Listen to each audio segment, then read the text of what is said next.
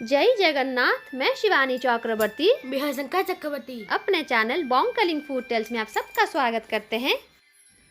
आज के हमारे वीडियो में हम आपको बताएंगे जगन्नाथ जी के मंदिर में जगन्नाथ जी का जो राजभोग है उसकी सामग्री और उनकी मात्रा। मैंने 2-3 वीडियो पहले डाले हैं जिसमें मैंने बताया है कि जगन्नाथ मंदिर के भोग में क्या उपयोग में आता है और क्या उपयोग में नहीं आता है, मतलब कौन सी चीज़ मंदिर में वर्जित है, उसके ऊपर मैंने वीडियो डाला था। तो हमारे कुछ सब्सक्राइबर भाई बहन हैं, उनको जगन्नाथ मंदिर के जो राजभोग है उसमें क्या क्या लगता है और क्वांटिटी कितनी होती है इसकी जानकारी चाहिए थी। तो आज हम वही जानकारी आपके लिए लेकर आए हैं। जगन्नाथ मंदिर में 2 टाइप के भोग लगते हैं। जो जगन्नाथ जी के पास भोग लगता है उसको कहा जाता है राजभोग। पहले ये राजा जी की तरफ से दिया जाता था, इसलिए उसको राजभोग कहा जाता था। तो अभी तो राजा का शासन नहीं है, तो ये मंदिर प्रशासन की तरफ से हर रोज़ दिया जाता है। और दूसरा है भोगो मंडप भोग। ये भोग भक्तों में बांटने के लिए होता है या फिर उनको बेचने के लिए होता है। ये प्रसाद जो सेवायत होते हैं या फिर जो मठ है पूरी में, वो अपनी तरफ से बरात देते हैं, मतलब ऑर्डर देते हैं इसको बनाने के लिए ताकि वो उसे बेच सकें। ये भोग पंचोपचार पूजा में होता है, लेकिन जो राजभोग होता है वो षोडशोपचार पूजा में भगवान जी के पास भोग लगता है।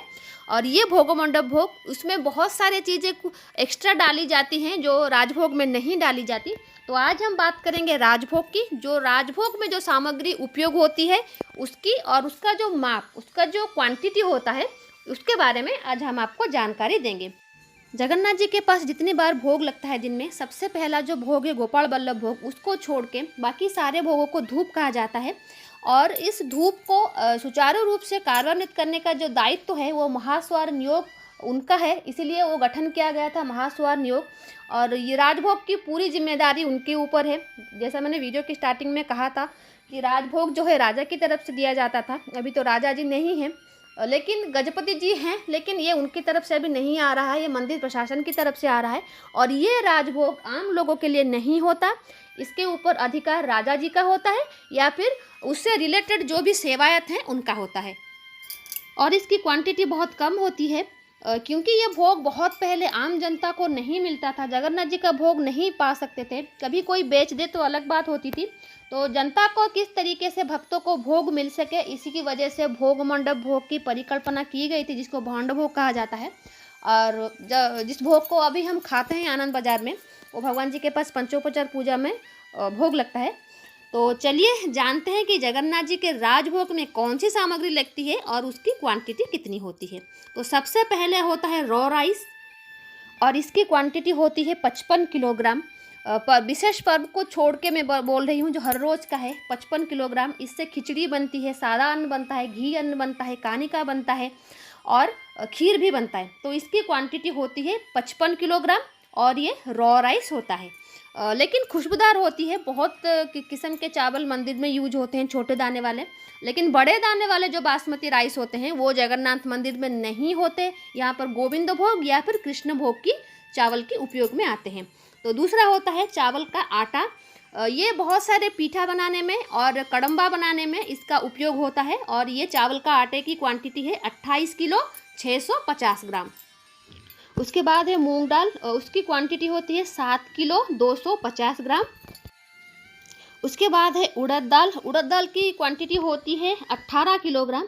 क्योंकि इसमें बहुत सारे पीठे बनते हैं, सुबह से लेकर रात तक बहुत सारी पीठा जो है वो उड़द दाल से बनती है, तो इसकी क्वांटिटी ज़्यादा होती है। तो डेली 18 किलोग्राम उड़द दाल मंदिर में लगता है।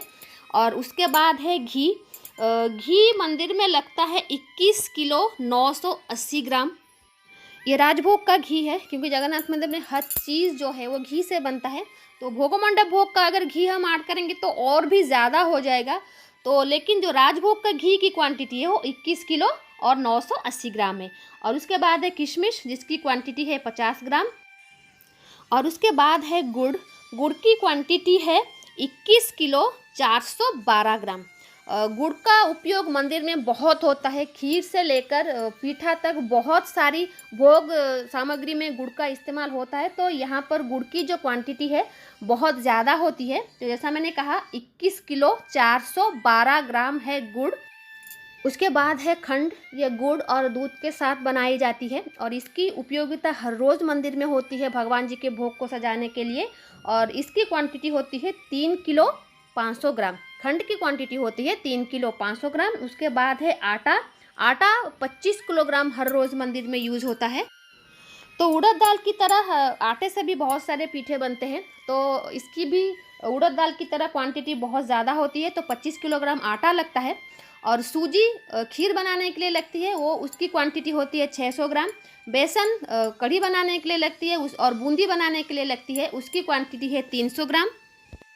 और मसालों में साबुत जीरा लगता है 150 ग्राम, साबुत काली मिर्च लगती है 75 ग्राम, बड़ी इलायची लगती है 115 ग्राम। और उसके बाद आता है नमक, नमक लगता है 2 किलो 500 ग्राम। और उसके बाद आता है राशि तेल, इसकी क्वांटिटी होती है 50 ग्राम। और उसके बाद है हल्दी, हल्दी का पाउडर यूज़ होता है, लेकिन ये दुकान का हल्दी का पाउडर नहीं होता, मंदिर में ही हल्दी को कूट कर उसका पाउडर बनाया जाता है, तो उसकी क्वांटिटी है 50 ग्राम। और सौंफ की क्वांटिटी है 75 ग्राम। उसके बाद आता है अरहर की दाल, अरहर की दाल 1 किलो यूज़ होता है हर रोज़। दालचीनी 50 ग्राम। और उसके बाद आता है लौंग, लौंग 10 ग्राम यूज़ होता है। और उसके बाद आता है हींग, और यहाँ पर टेढ़ा हींग मतलब देसी हींग का इस्तेमाल होता है, वो होता है 10 ग्राम। और उसके बाद है जायफल, ये है 12 ग्राम। और उसके बाद लिया, लिया 5 गोवणी, गोवणी एक माप होता है, 5 गोवणी लिया की क्वांटिटी होती है 2 किलोग्राम। ये भगवान जी का गोपाल बल्लभ भोग में लगने के लिए आता है। और उसके बाद है नारियल, और नारियल की क्वांटिटी होती है 12 लड्डू बनाने के लिए। और जो कोठो भोगों में जो दाल या फिर साग होते हैं, जो दूसरे कुछ अन्न भोग होते हैं, उसमें डालने के लिए भी नारियल का उपयोग होता है। तो राजभोग के लिए हर रोज़ 12 नारियल चाहिए होते हैं। और उसके बाद हम सब्जियों के बारे में बात करेंगे। तो सबसे पहले हम बात करेंगे कद्दू के बारे में। कद्दू की क्वांटिटी होती है 2 किलोग्राम 500 ग्राम। और बैंगन की क्वांटिटी होती है 2 किलोग्राम। परवल की क्वांटिटी होती है 250 ग्राम। अदरक की क्वांटिटी होती है 300 ग्राम। देसी आलू या फिर जिमीकंद, उसकी क्वांटिटी होती है 250 ग्राम। उसके बाद आता है कच्चा केला, इसकी क्वांटिटी होती है 12। हर रोज़ 12 कच्चा केले मंदिर में भोग सामग्री में लगते हैं। और उसके बाद आता है साग, साग 2 गुच्छे लगते हैं राजभोग में, और भोगो मंडप भोग में तो बहुत ज़्यादा लगते हैं। उसके बाद है इमली, इमली की क्वांटिटी होती है 100 ग्राम। कुछ लोगों का मानना होता है कि इमली जगन्नाथ जी के भोग में नहीं लगता, लेकिन इमली जगन्नाथ जी के भोग का एक इंटीग्रल पार्ट है। इसके बिना जगन्नाथ जी के आधे भोग ही आप परिकल्पना नहीं कर सकते। तो हर रोज़ 100 ग्राम इमली भगवान जी के पास भोग लगता है। तो ये जो सामग्री अभी आपने देखा, तो यही सब सामग्री है जो जगन्नाथ जी के पास भोग लगता है राजभोग में, यही है राजभोग की सामग्री। इसके अलावा और कोई भी चीज़ राजभोग में उपयोग में नहीं लाया जाता, सिर्फ यही सामग्री ही लाई जाती है। और जो भी पर्व होते हैं, विशेष पर्व होते हैं, उसमें जो भोग लगता है, जो जो सामग्री है उसको बढ़ाई जाती है। जैसा मैंने कहा कि पौष मास में होता है, रथ यात्रा में होता है, बहुत सारी सामग्रियां बढ़ाई जाती है, लेकिन जो डेली हर रोज़ होता है तो यही होता है। और खाना बनाने के लिए जो लकड़ी का इस्तेमाल होता है वो हर रोज़ 2 क्विंटल दिया जाता है। मतलब जो राजभोग की खाना बनाने की जो जाड़नी होती है, काठ लकड़ी जो भी होता है, वो 2 क्विंटल होता है। तो ये थी छोटी सी जानकारी भगवान जी के राजभोग की सामग्री और उसके परिमाण के ऊपर। आई होप ये वीडियो आपको अच्छा लगेगा। और ये एग्जैक्ट क्वांटिटी है राजभोग की जो मंदिर में लगता है, जो इन्फॉर्मेशन मैंने आपके साथ शेयर किया है। तो आज के लिए इतना ही। रहते हैं। जय जगन्नाथ, जय माँ काली।